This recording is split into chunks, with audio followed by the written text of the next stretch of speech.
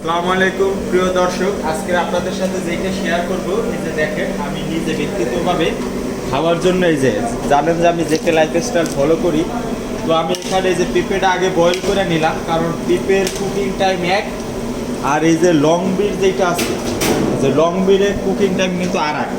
তো আমি আলাদা আলাদাভাবে বয়েল করবো, আলাদা আলাদা বয়েল করার পরে আমি কতক্ষণ বয়েল করব আসলে প্রিয় দর্শক, অ্যাকচুয়ালি এখানে কোনো টাইম নেই। আমি হাত দিয়ে দেখব যে আমি কি পরিমাণ বয়েল হয়েছে, যে দেখেন যাতে কোনো কালার না যায়।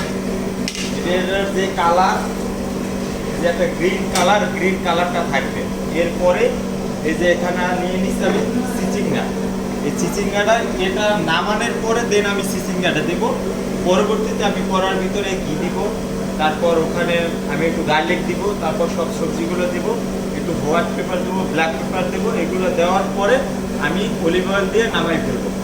তো আপনারা প্রিয় দর্শক, আপনারাও যারা সবজি খাবেন তারা এরকমের আগে পানি দেবেন, পানির ভিতরে একটু পিঙ্ক সল্ট দিয়ে দিতে পারেন। পিঙ্ক সল্ট দেওয়ার পরে এক একটা সবজি সেপারেটভাবে বয়েল করে নেবেন।